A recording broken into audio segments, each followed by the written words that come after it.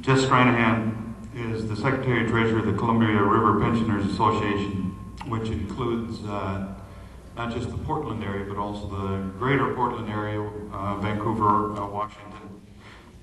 Jess Stranahan is 48 years a member of the ILWU, and we are looking forward to his comments. Jess?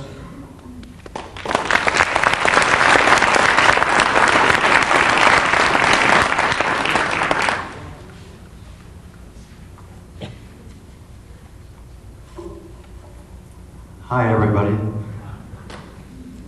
Professor Olson will recall that I called him several times from Portland about this program today, expressing some concerns of what was expected of those of us that came from the 4 different areas and were scheduled to deliver commentaries. And one of my concerns that I didn't say before, and I'll say it now, was that when you sent me the agenda, and I saw that I was supposed to follow Brother Juggum, and having in the last 17 years at 2 ILWU conventions witnessed some of my brothers come up to the microphone after Jug spoke and saying, "Jesus, what a hard act to follow," I know what they meant.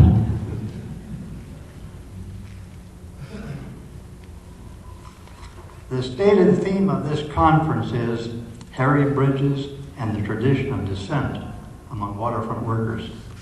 A pocket dictionary I recently looked at briefly defined dissent as refusing to conform to authority, to official doctrine, whether a religion, government, business, or labor union.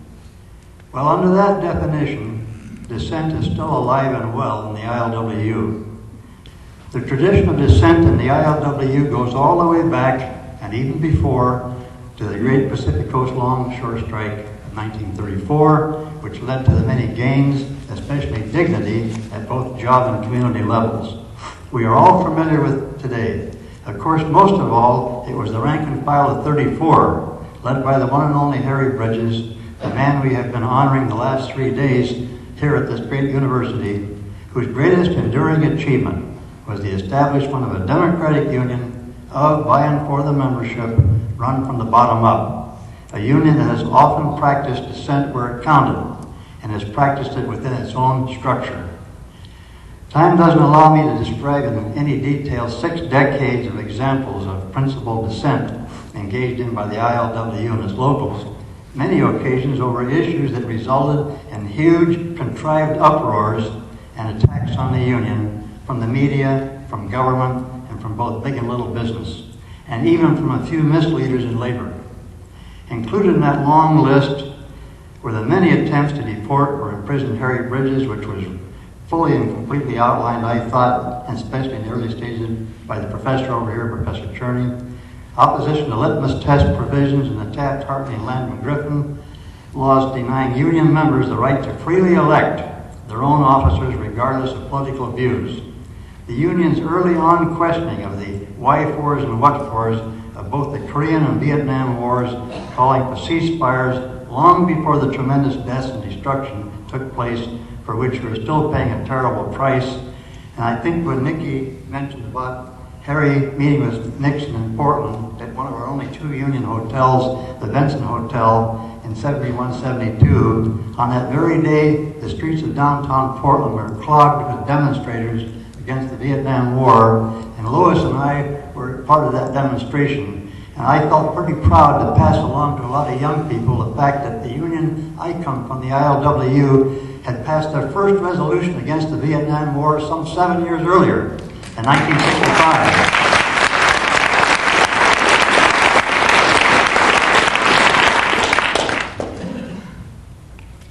One of the most important struggles won in the area of dissent was the union's position on waterfront screening during the Korean War.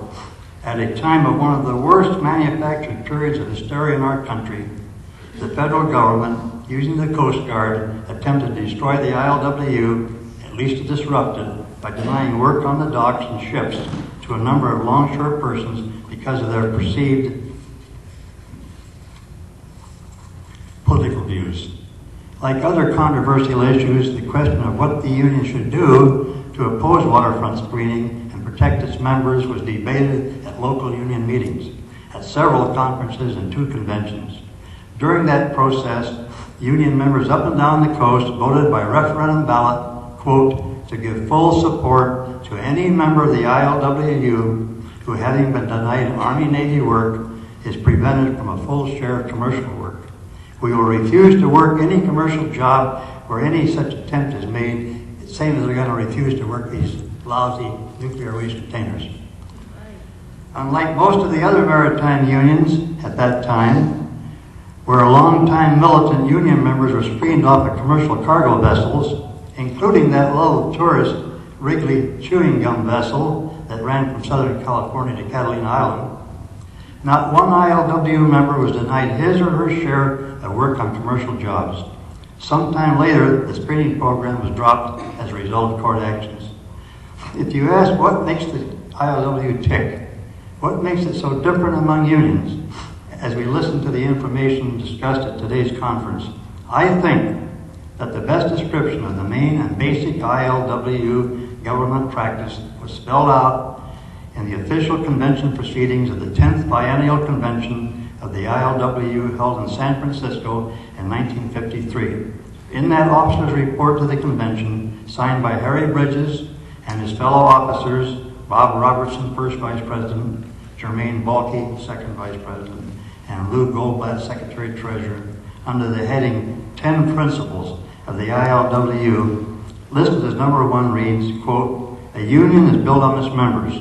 The strength, understanding, and unity of the membership can determine the union's course and its advancements. The men who work, this is before we caught up with even ourselves and said the people who work.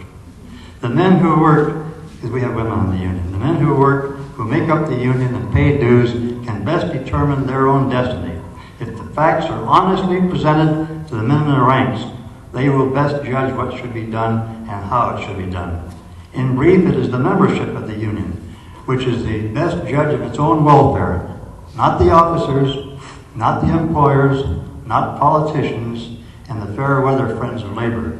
Above all, this approach is based on the conviction that given the truth and opportunity to determine their own course of action, the rank and file, in 99 cases out of 100, will make the right path, take the right path in their own interest and in the interest of all the people, end of the quote.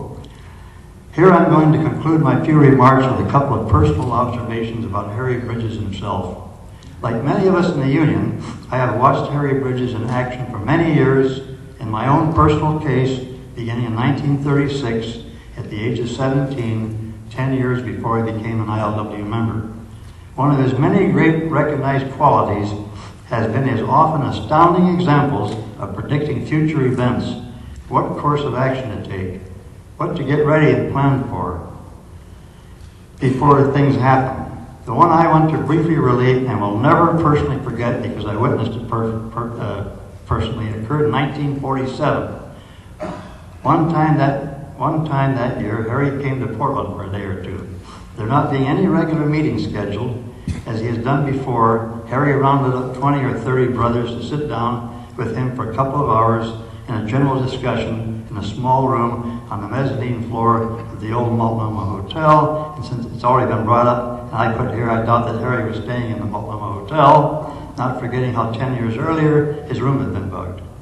Anyway, near the end of that informal discussion with Harry, and this in 1947, he startled everybody in the room by saying, start thinking about it. Start working for a living pension for longshoremen, clerks, and foremen. At that time, the idea of paid retirement for longshoremen, sometimes working for a different company every day in the year, was not only unheard of, but wasn't even considered as a possibility. That prophecy by Harry Bridges became reality 5 years later and has been an important part of the contract for 42 years. For my last observation about Harry Bridges, I've often asked myself what makes him tick. What in a few words really is his basic lifelong philosophy? At least to my own satisfaction, I think Harry Bridges said it himself near the end of his long, productive life at his 85th birthday celebration in San Francisco on July 15, 1986. Quote, the future, based on my experiences, Harry told a large number of celebrants who were present that evening, the future, over the years, the future of this country, the welfare of the people, all the people, not only the workers, depends upon the labor movement, the rank and file.